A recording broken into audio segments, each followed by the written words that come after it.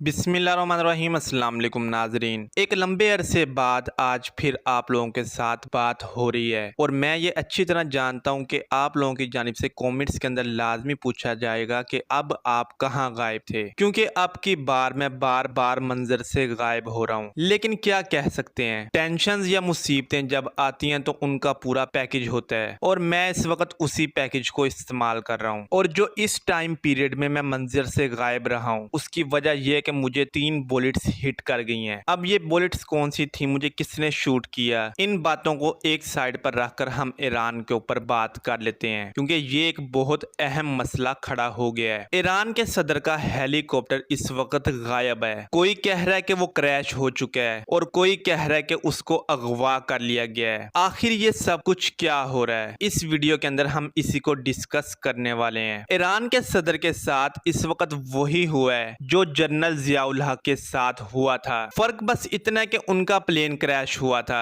और उस प्लेन के अंदर बॉम्ब रखा गया था, लेकिन ईरानियन सदर के हेलीकॉप्टर के अंदर क्या रखा गया इस बारे में हमें कुछ भी नहीं पता। लेकिन हालातों वाकयात को देखने के बाद हमें ये पता चलता है कि इनके गायब होने के पीछे ईरान के भी काफी ज्यादा बंदों का हाथ है। उसकी वजह यह कि जब तक आपके घर का भेदी आपके दुश्मन के साथ नहीं मिलेगा तब तक आपका दुश्मन आपका कुछ भी नहीं बिगाड़ सकता। अब ये जो हेलीकॉप्टर गायब हुआ है इसके पीछे कौन सा मुल्क है, ये तमाम लोगों के जहनों के अंदर सवाल पैदा हो रहा होगा। तो मैं आपको साफ साफ अल्फाज के अंदर ये बताता चलूं कि इसके पीछे इसराइल और अमेरिका है और ईरान की एक लॉबी इन लोगों के साथ मिली हुई है। ये वही लॉबी है जिसने चंद अरसा पहले पाकिस्तान के ऊपर भी हमला किया था, लेकिन कोई भी उस बात को मानने को तैयार नहीं है। खैर, ईरानियन प्रेसिडेंट के बॉडी के अंदर काफी सारी चिप्स लगी हुई हैं जिसके जरिए हम उनको ट्रैक कर सकते हैं। इस वक्त वो चिप्स भी अपना काम नहीं कर रही। हेलीकॉप्टर किस इलाके के अंदर जाकर गायब हुआ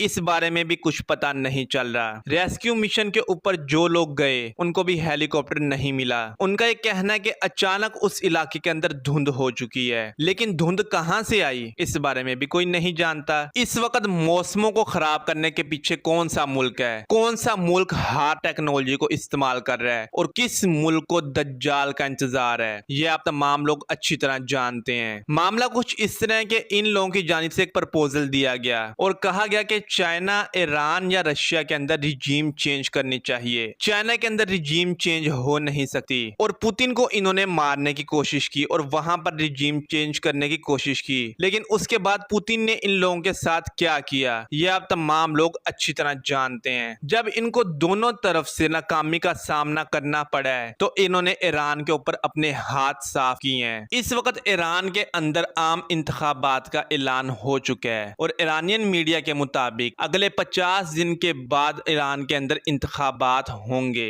यहाँ से आप ये चीज नोट करें कि ईरान के अंदर से ही लोग इन लोगों के साथ मिले हुए थे, वरना पता नहीं आपका सदर जिंदा है या मर गया है। शायद वो जिंदा हो, आप उसके जिंदा होते हुए इंतखाबात कैसे करवा सकते हैं, ये एक बहुत बड़ा सवाल है। इस वक्त इस तरह के बहुत ज्यादा सवालात गर्दिश कर रहे हैं, लेकिन उनके जवाबात नहीं मिल रहे। ना तो किसी इंटेलिजेंस एजेंसी के पास उनके जवाबात मौजूद हैं और ना ही किसी आम बंदे के पास। इसलिए बिला वजह हम अपने पास से कहानी बनाकर आपको सुना दें, इससे बड़ी बेवकूफी कोई भी नहीं होगी। इस टॉपिक के ऊपर हम और भी वीडियोस बनाने वाले हैं और इस टॉपिक को डिटेल के साथ कवर करने वाले हैं, लेकिन इन वीडियोस के लिए इंफॉर्मेशन का होना बहुत जरूरी है। जैसे जैसे इंफॉर्मेशन निकलकर हमारे सामने आएगी हम आपको आगाह करते रहेंगे। मिलते हैं अगली वीडियो में, तब तक के लिए अल्लाह हाफिज।